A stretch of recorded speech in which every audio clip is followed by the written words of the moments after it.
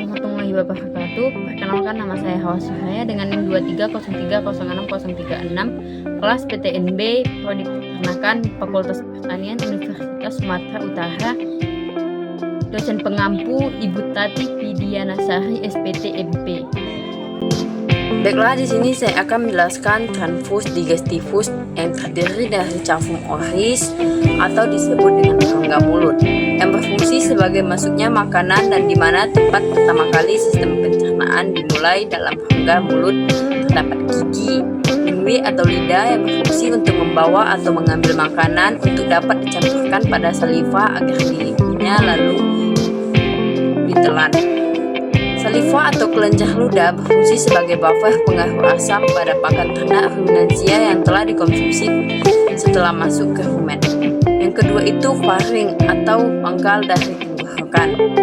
Yang ketiga itu esofagus.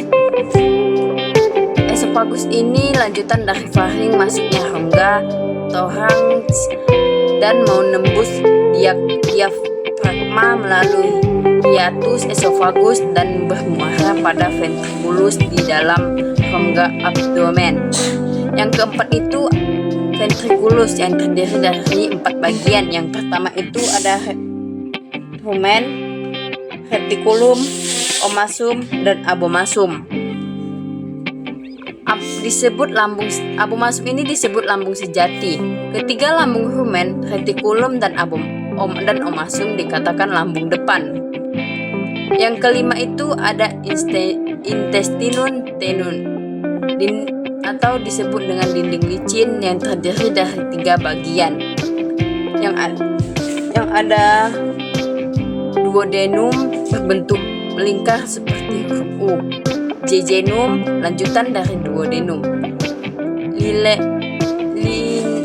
ilenum yang bermuara di jeacum. Yang keenam itu intestinum trasum yang terdiri dari jeacum besar, dindingnya memiliki bangunan yang tidak terdapat pada intestinum tenun. Kolon terdiri dari kolon ascendens yang keluar dari jeacum yang naik ke atas. Kolon transversus bagian yang melintang. Rektum kolon yang berada di dekat anus. Rumen ini berfungsi sebagai fermentasi oleh mikroba dan sebagai tempat aborsi viva dan sebagai pencampuran pakan. Dan yang kedua itu reticulum. Reticulum ini berfungsi sebagai fermentasi oleh mikroorganisme dan sebagai tempat aborsi FA air dan amonia. Dan yang ketiga omasum. Omasum berfungsi sebagai penyerapan air, asam, lemak tertentu dan natrium makanan masuk ke dalam omasum secara bertahap-tahap sehingga penyerapan sari makanan juga secara bertahap. Yang keempat abomasum. Abomasum atau sejati pada rumen yang berfungsi sebagai pengatur pencernaan secara enzimatis dan kimiawi. Ada beberapa bakteri dan protozoa yang ada di dalam rumen. Yang pertama itu bakteri selulolitik. Bakteri selulolitik ini menghasilkan enzim selulase untuk menghidrolisis selulosa. Yang kedua itu bakteri hemiselulolitik berperan mencerna hemiselulosa. Yang ketiga itu bakteri amilolitik berperan mencerna amilum. Yang keempat itu bakteri proteolitik. Bakteri proteolitik ini mendegradasi protein menjadi peptida asam amino. Yang kelima itu bakteri ereolitik menghidrolisis urea menjadi NH3. Yang keenam itu bakteri metanogenik menggunakan hidrogen atau H untuk membentuk metan atau CH4.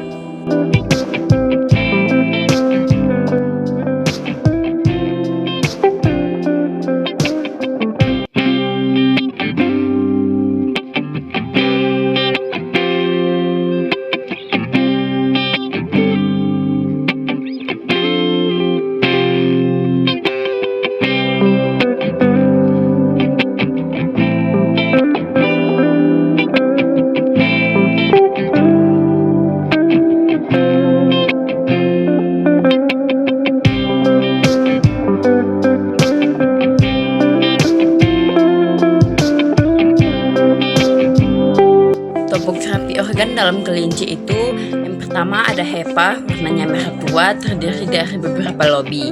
Yang kedua itu vesica velia, kaudal dari hepa. Esophagus, ventriculus, perhatikan bentuknya. Lien, kaudal dari ventriculus. Intestinum tenium, halus, agak merah. Ceucum, besar, hijau tua. Intestinum trasum, seperti manik-manik. Vesica urinaria, gelembung agak tebal. Trakea yang berbentuk cincin-cincin tulang berawan. Bronkus, cabang dari trakea. Pulmo dan kor warnanya merah.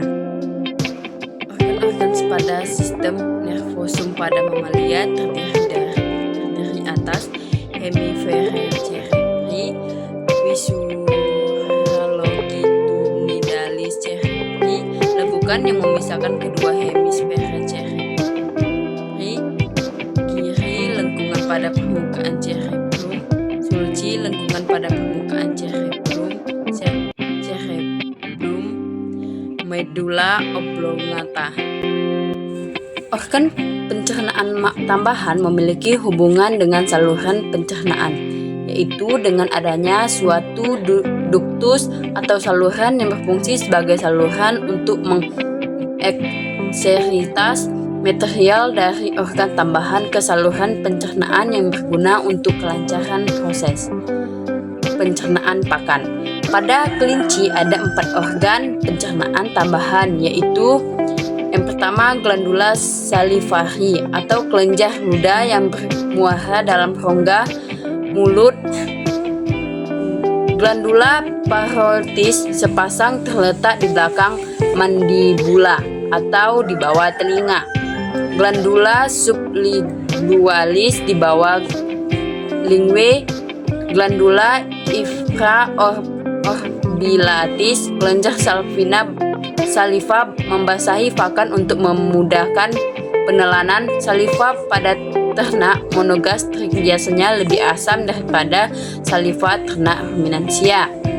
Yang kedua itu ada hefa, condong terletak di sebelah sisi kanan, tempat metabolisme protein, lemak, dan karbohidrat, serta sebagai tempat pusat detoksifikasi senyawa beracun di dalam tubuh.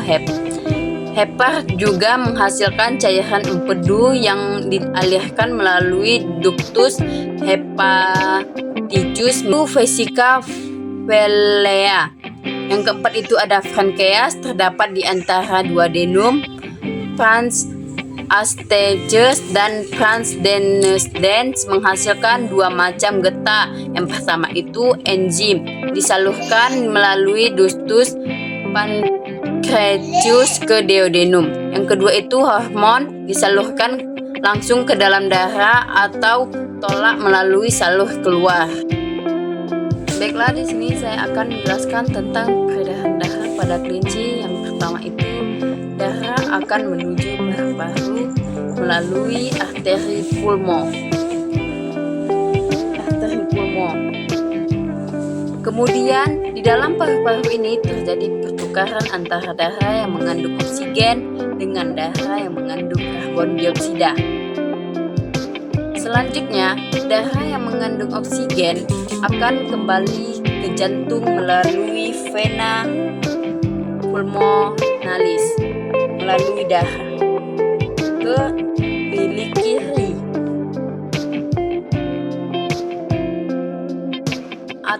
melalui arteri atau biasa disebut dengan aorta.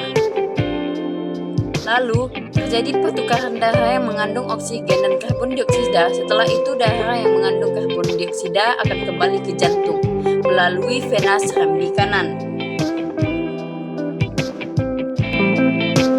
Baiklah, di sini saya akan menjelaskan beberapa enzim pada proses pencernaan. Yang pertama itu enzim tialin berfungsi mengubah amilum menjadi glukosa. Yang kedua itu amilase berfungsi mengubah amilum menjadi maltosa. Yang ketiga itu enzim maltase berfungsi memecahkan molekul maltosa menjadi molekul glukosa. Yang keempat itu enzim pepsin berfungsi memecahkan molekul protein menjadi pepton. Yang kelima itu enzim tripsin berfungsi memecahkan molekul pepton menjadi asam amino. Yang keenam itu asam klorida atau biasa disebut dengan asam lambung, berfungsi untuk membunuh mikroorganisme tertentu yang masuk bersama-sama makanan. Yang keenam itu cairan empedu, berfungsi untuk memecahkan molekul lemak menjadi butiran-butiran yang lebih halus sehingga membentuk emulsi. Yang ke-8 itu enzim lipase, berfungsi memecahkan molekul lipid menjadi asam lemak dan glikosel.